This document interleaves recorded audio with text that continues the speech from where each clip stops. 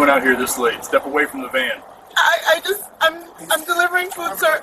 Please, I have the order right here. That's enough. Step back, both of you. Whoa, hey, we're conducting a stop It's here. all on record.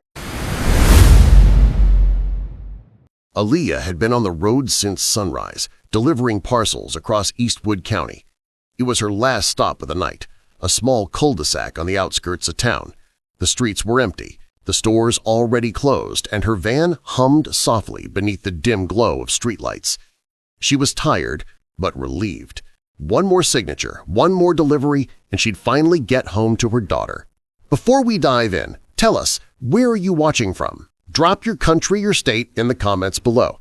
And if you haven't already, make sure to hit that subscribe button because what's coming next is absolutely unbelievable and you won't want to miss stories like this. Let's continue. But as she turned onto Crescent Drive, flashing red and blue lights filled her rearview mirror. Her heart sunk. She wasn't speeding. She hadn't run a light. Still, the siren wailed, and instinct told her to pull over. She parked on the shoulder, rolled down her window, and waited. Two officers approached, one on the driver's side, one circling the van with a flashlight. The lead officer, tall and broad-shouldered, with a jaw set too tight, stopped beside her door. His partner's light swept across her face, uncomfortably long. "Evening, ma'am," the lead officer said, tone flat and detached. "You know why we stopped you?" Aaliyah shook her head. "No, officer, I was just heading back to the depot. Is something wrong?" "License and registration." She handed them over, watching as he studied the documents, his eyes narrowing slightly, not at what was written on them, but at who was handing them to him. The second officer leaned closer to the back of the van. "Is this your vehicle?" Aaliyah replied, "It belongs to my company. I'm just the driver." "Working this late?" "It's the holidays. We're backed up." He smirked. "Convenient." The air grew heavier. Aaliyah felt her stomach twist. Something about their tone wasn't about procedure. It was about power. The lead officer handed her back her license without looking at her. "Mind stepping out for a moment?" "Is there a reason, sir?" she asked quietly. He smiled, a smile that didn't reach his eyes. "Just routine." Reluctantly, Aaliyah stepped out of the van. The night air was cool against her skin, but her palms were damp. The second officer circled behind her, eyeing the van's cargo door. "Mind if we take a look inside?" he asked. "Unless there's a warrant or probable cause, I can't allow that." That was when the lead officer's patience snapped. "You hiding something, ma'am?" Her eyes widened. "No, I'm not hiding anything. I'm just—" "Then open it," he ordered. She hesitated. That was enough for him. He reached for the latch and yanked it open himself. Inside were neatly stacked delivery boxes, each marked with barcodes and addresses. "Looks clean," his partner muttered. "Doesn't mean it is," the lead officer replied. Aaliyah took a shaky breath. "Sir, that's company property, please." He turned sharply. "You don't tell me how to do my job."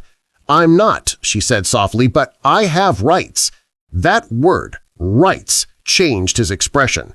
His jaw tightened. "You think you can lecture me about rights?" She swallowed.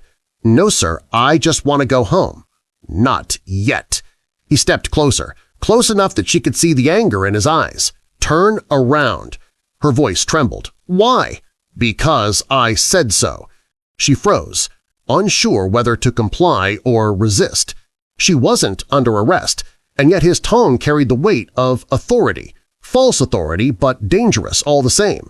When she didn't move fast enough, the officer grabbed her arm. "Don't make me repeat myself." "Sir, you're hurting me. Stop resisting." She wasn't resisting. She was terrified. Her voice broke as she tried to explain herself, but it didn't matter. The second officer pulled out his flashlight again, now recording with his own phone as if to mock her. That's when she reached for her phone. Her hands shook as she hit record. "For my protection," she said through tears. The first officer laughed. "Oh, here we go, another online lawyer." But she didn't back down. The camera shook in her grip, catching his badge, his nameplate, his glare. And somewhere between her fear and his arrogance, the truth started recording itself. Aaliyah's voice wavered. "Why are you doing this? I haven't done anything wrong." The second officer leaned against the van, arms crossed, eyes cold. "We'll decide that." The lead officer searched the front seat, rummaging through her delivery clipboard, tossing it aside carelessly. He looked satisfied, not because he had found anything, but because he could. "People like you think you can tuck your way out of trouble," he said. "Not tonight." Her throat tightened. "People like me?" He paused, realizing what he had said, but didn't take it back. Instead, he muttered, "Just cooperate, and maybe you'll be home before sunrise." Her camera caught every word, every gesture, every abuse of power. And then, headlights appeared in the distance. A plain sedan rolled to a stop behind the police cruisers. No sirens, no urgency, just quiet authority. The two officers didn't notice at first. They were too busy asserting control over a situation that never required it. Aaliyah noticed, though. She turned slightly, confusion flickering across her face as a man stepped out of the sedan. Suit jacket, badge at his belt, calm expression. He didn't move fast or speak loudly. He didn't need to. His presence carried weight. The lead officer looked up, annoyed. "Can I help you, sir? This is an active stop." The newcomer held up an ID wallet. "State Investigator Leon Brooks." The officer's smirk faltered. "State Investigator?" "Yes," Brooks said, voice even. "And from what I just watched from across the street, you've got some explaining to do." Aaliyah's chest rose and fell, tears still glistening in her eyes. She didn't know whether to cry, thank him, or collapse in relief. For the first time that night, the power shifted, and from that moment on, the officers who thought no one was watching were about to learn exactly what accountability looks like. For a few seconds, no one said a word. The air hung heavy, filled with tension and flashing blue light. The two officers who had been so sure of themselves now stood frozen, eyes flicking between Aaliyah and the man who had just introduced himself as State Investigator Leon Brooks. He didn't have to raise his voice. The tone alone carried authority, calm, deliberate, and piercing enough to make both men instantly uneasy. "Continue what you were doing," Brooks said quietly, hands folded behind his back. "Let's see how you handle this stop." The lead officer, Daniels, cleared his throat, trying to regain control. "Sir, with all due respect, this is a local matter. We're conducting a routine—" Brooks cut him off. "Routine?" His eyes narrowed slightly. "I've been parked across the street for nearly 6 minutes. I didn't hear you explain a traffic violation, and I didn't hear her consent to a vehicle search. What part of that is routine?" Miller stepped forward defensively. "We had reason to suspect—" "Suspect what?" Brooks asked sharply. "That a delivery driver doing her job is somehow a threat to public safety." Aaliyah stood silently, her phone still recording at her side. The trembling had stopped. She wasn't just scared anymore. She was watching something shift before her eyes. Daniels tried to regain ground. "Sir, with respect, we don't answer to you." Brooks smiled slightly. "You will tonight." The words hit harder than a shout. Daniels' jaw tightened, but Brooks didn't flinch. He stepped closer, his gaze level and unyielding. "I work directly with the State Inspector General's office. You want to keep talking, or should I call your precinct and request your commanding officer join us here?" The silence that followed was deafening. Miller shifted his weight, eyes darting nervously to the dashcam on their cruiser. Daniels straightened his posture and said stiffly, "We were just checking her cargo, that's all." Brooks glanced at Aaliyah. "Did she give permission for that?" Aaliyah shook her head. "No, sir. They told me I had to." Brooks' expression hardened. "That's unlawful. You know that, Officer Daniels." Daniels exhaled, his voice sharp. "We were following protocol." "Protocol?" Brooks raised an eyebrow. "You called in false suspicion codes. You fabricated probable cause, and you detained a citizen who has done nothing but comply." He paused. "That's not protocol. That's abuse of power." The color drained from Daniel's face, but he tried to recover. "With all due respect, investigator, you're not from this department. You don't know how we operate out here." Brooks took a step closer until they were almost face to face. "Exactly. That's why I'm here." Miller's hand brushed his holster out of nervous reflex, and Brooks's voice snapped through the air like a whip. "Don't even think about it." The tone was calm, but the command inside it was absolute. Miller froze, hand retreating slowly. Brooks looked back to Aaliyah. "Ma'am, you're free to step back into your vehicle if you wish." Aaliyah hesitated, her voice small. "Is it safe?" Brooks nodded. "You're safe now." She exhaled shakily and climbed back into her van, resting her hands on the wheel. The phone was still recording, its little red light blinking in the dark. Then Brooks turned back to the officers. "Let's be clear," he said. "You just illegally detained and searched a delivery driver on the assumption that she looked nervous. You verbally threatened her, handled her property without cause, and escalated a peaceful encounter into a confrontation. You violated at least 3 departmental policies and 2 state statutes." Daniels's composure cracked. "You can't prove that." Brooks tilted his head slightly. "I don't have to." He pointed toward the van. "She just did." They followed his gaze. Her camera was still angled perfectly, catching everything from the moment Daniels grabbed her arm to now. The realization settled over them like cold rain. Miller muttered something under his breath, but Brooks caught it. "What was that?" "Nothing, sir," Miller said quickly. Brooks didn't buy it. "No, go ahead. You were confident enough to mock her rights 2 minutes ago. Let's hear it again." Miller stayed silent. Brooks let the moment hang, then took out his phone and dialed a number. "This is Investigator Brooks, State Division Internal Affairs. I need Eastwood PD Command to dispatch a supervisor to Crescent Drive. Active misconduct review." Daniels's voice cracked slightly. "You're calling IA? For what, a misunderstanding?" Brooks turned, his patience gone. "You handcuffed the truth the moment you turned on those lights." The headlights of another car appeared in the distance, an official black-and-white marked vehicle this time, with the department's insignia on the door. The officers exchanged glances. Brooks spoke evenly. "That'll be your supervisor. I suggest you start rehearsing your version carefully." Aaliyah sat in the van, watching through the windshield, still recording, her breath finally beginning to steady. The fear hadn't left her, but something stronger had replaced it: vindication.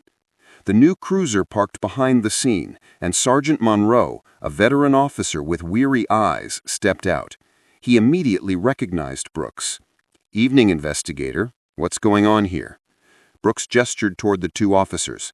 "2 of your men thought they were above the law tonight." Monroe looked from Brooks to Daniels to Miller. His expression hardened. "Tell me that's not true." Daniels tried to speak, but Brooks interrupted. "It's all recorded. Her camera, my dash cam, and yours." Monroe turned to Aaliyah, who stepped out of her van once more. "Ma'am, are you okay?" She nodded, voice trembling. "I just wanted to finish my shift." Brooks said softly, "You will, after justice finishes its own." The sergeant sighed deeply and looked at his men. "Hand over your badges." Daniels's eyes widened. "Sir, you can't—" "I said, hand them over," Monroe repeated firmly. "You're done for tonight." The sound of the badges unclipping was sharp and final.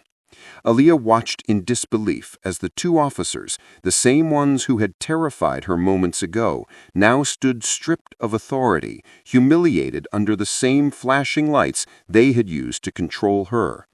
Brooks looked at her and nodded once. "Get home safe, Ms. Rivers. File a formal statement in the morning. I'll be expecting it." She hesitated, then whispered, "Thank you." He gave a small, weary smile. "Don't thank me. Thank your courage for not backing down." As she climbed into her van, the engine hummed softly, steady and alive, unlike the hollow silence left behind between the disgraced officers and the man who had just held them accountable. When she pulled away, her camera still recorded the last thing it would capture that night: the reflection of those flashing lights fading behind her, swallowed by the dark road ahead. By the time Aaliyah reached home, her hands were still shaking. The drive was a blur. Red lights, empty intersections, the faint hum of the van's tires on asphalt. Every sound seemed louder than it should have been. Her heart hadn't caught up to what had just happened. She parked in front of her apartment complex and sat in silence for nearly 5 minutes, phone still in her lap, the last frame of the video paused on her screen. The moment Investigator Brooks stepped between her and the officers. The look on his face, the disbelief on theirs, the quiet weight of justice finally showing up. Her daughter's voice from the doorway broke the silence. "Mom, you okay?"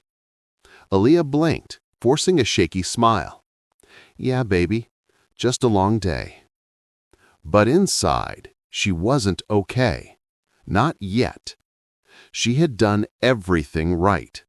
Obeyed the law, stayed calm, recorded for her safety, and still she had come within seconds of losing control of her own freedom. For nothing. She walked her daughter inside, tucked her into bed, and sat by the window long after midnight, scrolling through the footage on her phone again and again.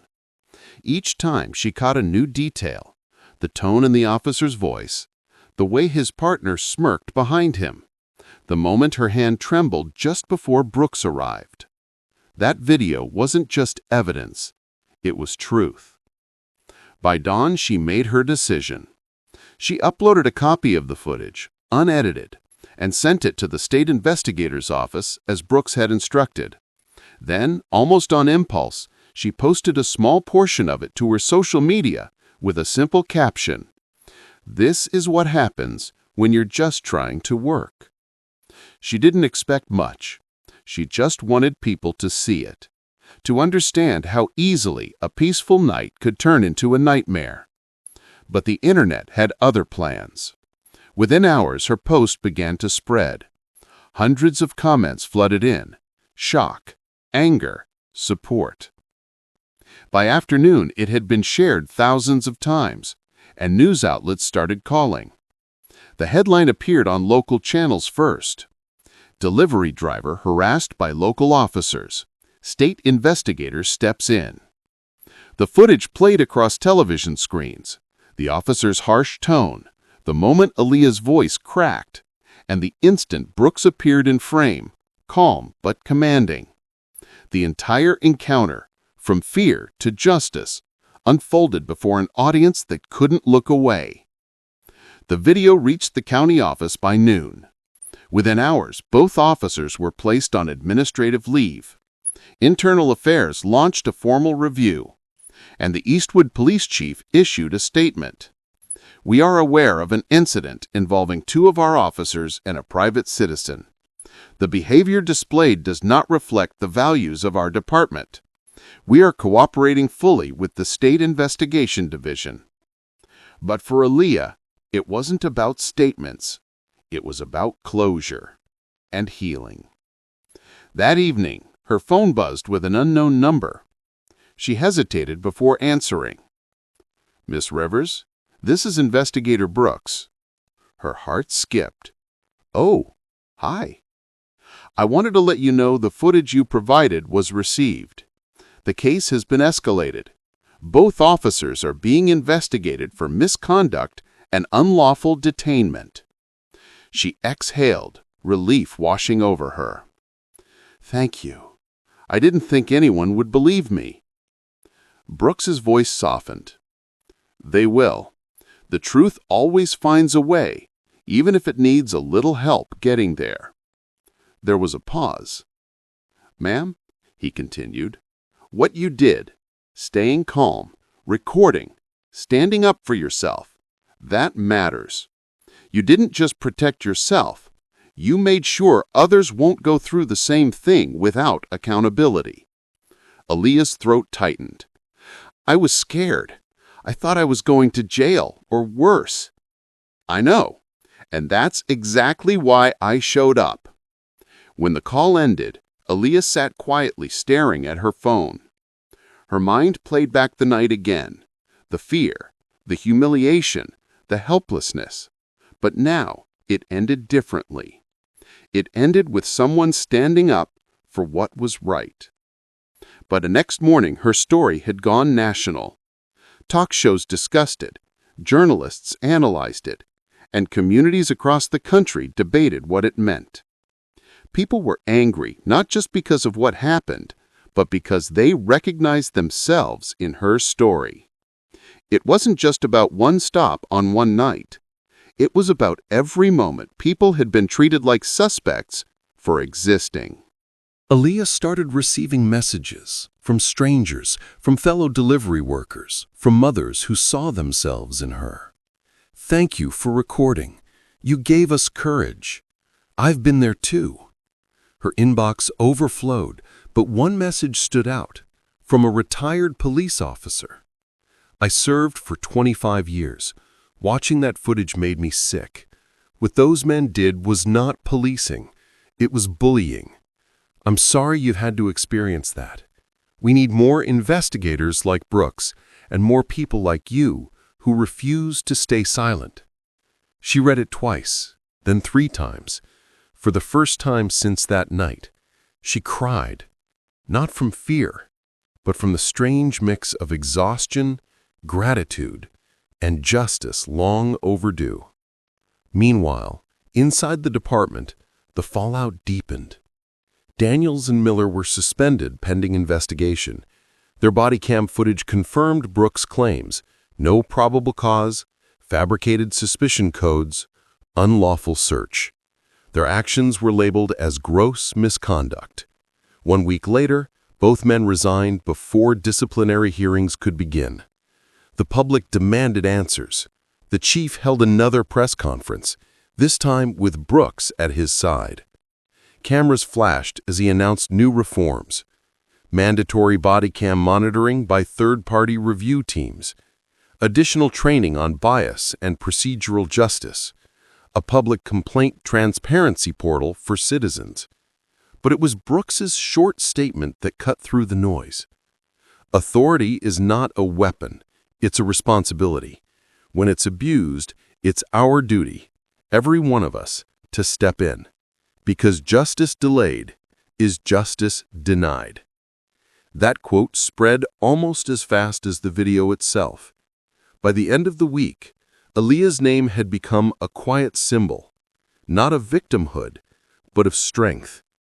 Her courage had forced accountability where it rarely appeared. Still, late at night, when the noise died down, she couldn't shake one question. What if Brooks hadn't been there? What if no one had intervened? That thought haunted her and inspired her. She began volunteering with a local advocacy group that taught citizens how to safely record and report police encounters. She spoke at community meetings, standing in front of rooms full of people who once felt powerless, reminding them that their stories mattered. I didn't go viral because I wanted to. I went viral because justice showed up when it wasn't expected, and that's something worth fighting for. Months passed, but the memory of that night never faded. For Aaliyah Rivers, the delivery van had become more than just a job. It was her stage of survival, a moving reminder of the thin line between safety and danger that she crossed every day. Yet something inside her had changed. Every time she got behind the wheel now, she carried not just packages, but purpose. She kept a small camera mounted on her dash, not out of fear anymore, but as a silent statement: I won't be invisible again. The streets that once filled her with anxiety now felt different. Neighbors recognized her, waved at her, and thanked her for speaking up. A few even stopped her for selfies, saying things like, "You're the delivery driver who stood her ground." That video changed everything. Each time she smiled humbly, but inside, she still remembered the trembling in her hands that night, the icy fear in her chest, and the feeling of utterly powerless, until that moment when justice arrived in the form of a single man wearing a badge for the right reasons. One afternoon, as she finished a delivery route, her phone rang again, a familiar voice on the line. "Ms. Rivers," said the calm, grounded tone of Investigator Brooks, "I wanted to let you know there's an awards ceremony this Friday at the State Building. The division is recognizing citizens who've contributed to justice reform. You've been nominated." "Me?" "Yes," Brooks said with a light chuckle. "You. You probably don't realize how far your story reached. That video sparked changes, not just here, but in neighboring counties too. Officers are now required to log all vehicle stops in real-time data systems. There's oversight now, accountability, because of what happened to you." Her throat tightened. I don't know what to say. Just keep doing what you do, he replied. Keep living. That's enough. When Friday arrived, the State Hall buzzed with press, officials, and community members. Aaliyah walked in wearing a simple black dress, her nerves dancing beneath her calm smile. Cameras flashed, microphones hovered, but her eyes searched for one face, the man who had stood between her and injustice. Brooks was waiting near the front row, arms folded, that same quiet, commanding presence he'd carried the night they met. When their eyes met, he gave her a small nod. Not the kind of nod that says, "I saved you," but one that says, "You did the right thing." When her name was called, she stepped up to the podium, the applause echoing like thunder. She took a deep breath, her fingers lightly gripping the sides of the stand. "I'm not a hero," she began, her voice steady but soft. "I'm just someone who wanted to go home safely. That night, I thought I was going to be another story no one would believe, but someone believed me. Someone stepped in, and that changed everything." The room was silent. Every word carried weight. She continued, "Sometimes justice doesn't come in uniforms or sirens. Sometimes it comes in the form of one person who refuses to look away. We talk a lot about bad cops, and they exist, but we don't talk enough about the good ones who stop them, because that's what makes the difference. That's what saved me." She glanced toward Brooks, who nodded once again, eyes steady, expression unreadable but proud. "When I look back now," she said, her voice trembling slightly, "justice isn't just about punishment. It's about change. It's about people like Investigator Brooks, who remind us that authority should protect, not intimidate. That's the higher authority we need, not just in law enforcement, but in humanity." The audience rose to their feet. Applause filled the hall. Reporters scribbled, cameras flashed, and for a brief, shining moment, Aaliyah felt what justice truly sounded like. Not in sirens or orders shouted through radios, but in the sound of people believing that decency could still win.